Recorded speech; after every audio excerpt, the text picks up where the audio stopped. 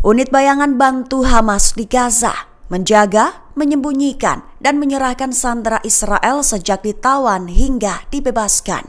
Mengutip Palestine Chronicle pada 15 Oktober, Brigade Al-Qassam memberikan penghormatan kepada unit bayangan yang penuh rahasia pada Selasa 14 Oktober kemarin.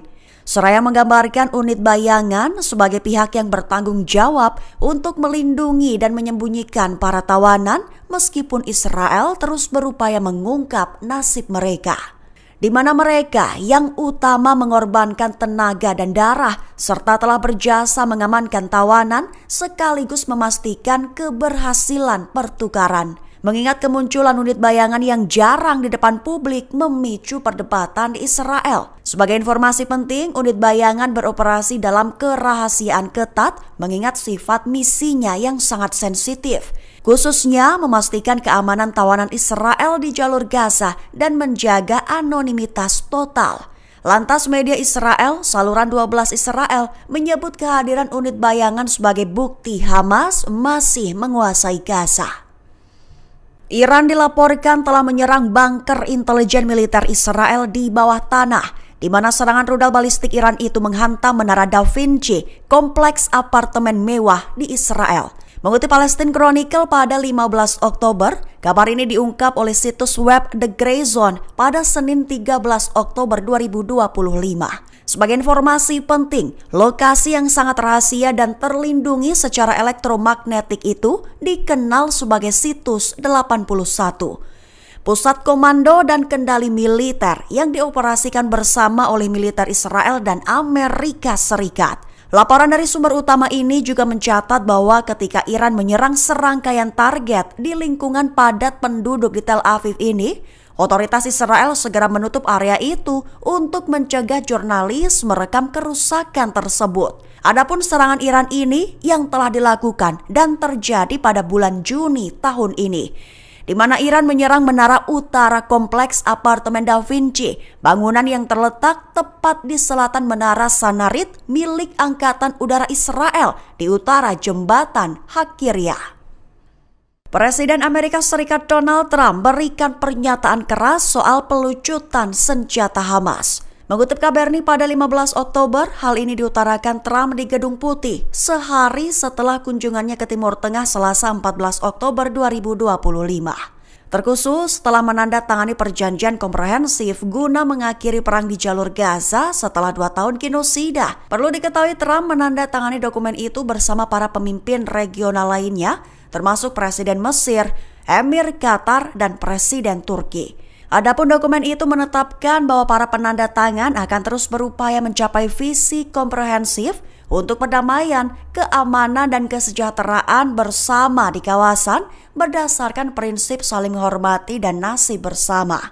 Lantas ketika Trump ditanya tentang bagaimana kelanjutan proses penyerahan senjata oleh Hamas, Trump menjawab dan mengatakan bahwa pihaknya akan melucuti senjata Hamas jika mereka menolak menyerahkan senjata.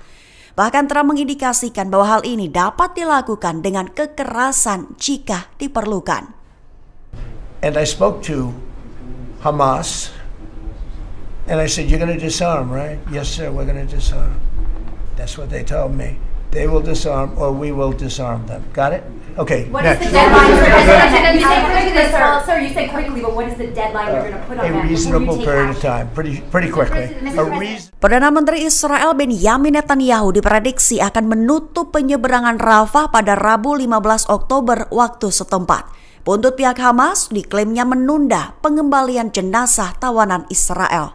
Mengutip Al-Mayadin pada 15 Oktober, hal ini dilaporkan oleh sumber utama saluran 13 Israel pada Selasa 14 Oktober sore waktu setempat. Lebih tepatnya, sumber utama melaporkan bahwa pimpinan politik Israel telah memutuskan untuk menerapkan tindakan hukuman, terkhusus terhadap Hamas di jalur Gaza atas apa yang digambarkannya sebagai penundaan dalam penyerahan jenazah tawanan Israel. Netanyahu diklaimnya telah mengadopsi rekomendasi Badan Keamanan yang menyerukan pengurangan bantuan dan agar penyeberangan Rafah tetap ditutup.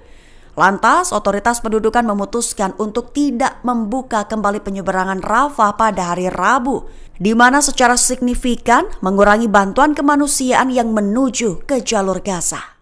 Total 7 warga Palestina dilaporkan tewas akibat serangan Israel pada Selasa 14 Oktober 2025. Adapun sebagai respons, pihak militer Israel menyatakan bahwa beberapa orang terlihat melintasi garis kuning. Mengutip Al-Mayadin pada 15 Oktober, kabar ini dilaporkan oleh koresponden Al-Mayadin pada Selasa 14 Oktober waktu setempat, di mana dilaporkan bahwa 5 warga Palestina tewas setelah menjadi sasaran pesawat tak berawak Israel di lingkungan Al-Sujaiyah di sebelah timur kota Gaza. Sementara seorang pria Palestina tewas dan seorang lainnya terluka dalam serangan pesawat nirawak di Al-Fakari, sebelah timur Khan Yunis, Gaza Selatan. Dilaporkan juga bahwa pasukan pendudukan Israel menyerang kamp pengungsian Halawa di Jabalia Al-Balad, utara jalur Gaza, melukai beberapa warga sipil yang mengungsi. Sementara itu, sebagai respons tuduhan tersebut, IDF menyatakan bahwa beberapa yang disebutnya tersangka terlihat melintasi garis kuning dan mendekati pasukan IDF di Gaza Utara. Diklaimnya sebagai sebuah pelanggaran nyata terhadap perjanjian gencatan senjata. IDF pun mengaku telah beberapa kali mencoba menjauhkan mereka namun menolak mematuhi yang mendorong pasukan IDF untuk melepaskan tembakan guna mengusir ancaman tersebut.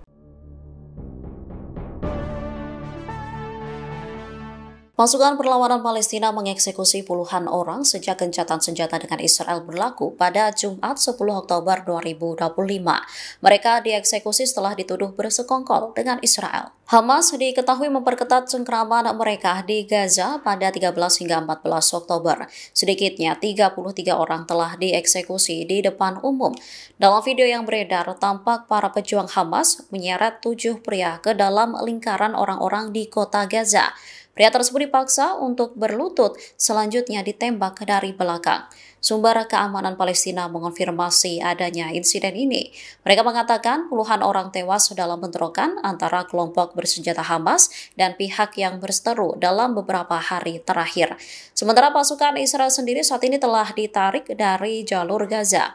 Namun meskipun sudah ditarik, tetap terjadi tembakan pesawat tak berawak. 5 orang dilaporkan terbunuh saat mereka pergi untuk memeriksa rumah-rumah di pinggiran kota sebelah timur kota Gaza. Serangan udara juga menewaskan 1 orang dan melukai seorang lainnya di dekat Khan Yunis.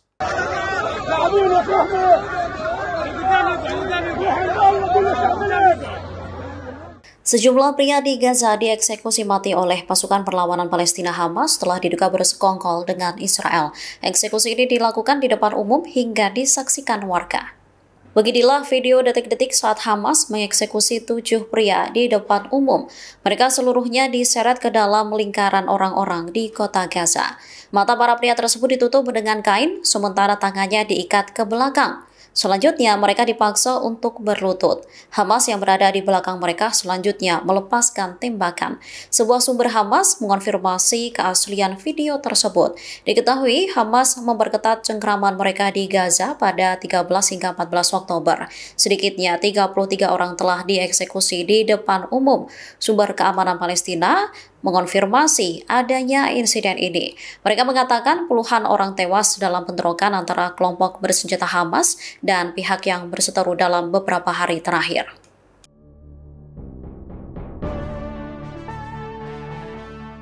Menteri Luar Negeri Iran Abbas Araghchi menilai Presiden Amerika Serikat Donald Trump tak bisa dikatakan sebagai pembawa perdamaian di kawasan Asia Barat. Ia malah menilai Trump telah memprovokasi perang di kawasan tersebut. Araghchi mengungkap alasan mengapa menyebut Trump telah memprovokasi kawasan Asia Barat. Pasalnya, saat Presiden Amerika Serikat itu mengaku sebagai pembawa perdamaian, di saat yang sama ia menjalankan kebijakan agresif. Bahkan, ia dinilai bersekutu dengan pihak-pihak yang disebutnya sebagai penjahat perang. Ia menegaskan bahwa seseorang tidak dapat disebut Presiden perdamaian jika pada saat yang sama memprovokasi perang tanpa akhir. Menurut Araghchi, Trump hanya bisa menjadi Presiden perdamaian atau Presiden perang dan tidak mungkin menjadi keduanya sekaligus. Araghchi lantas merespon klaim Trump yang menyebut Iran hampir mengembangkan senjata nuklir sebelum agresi Amerika Serikat Israel terhadap fasilitas nuklirnya. Menurutnya, pernyataan Trump sebagai kebohongan besar. Ia menuduh kelompok berkepentingan pro-Israel telah memberi informasi palsu kepada Amerika Serikat.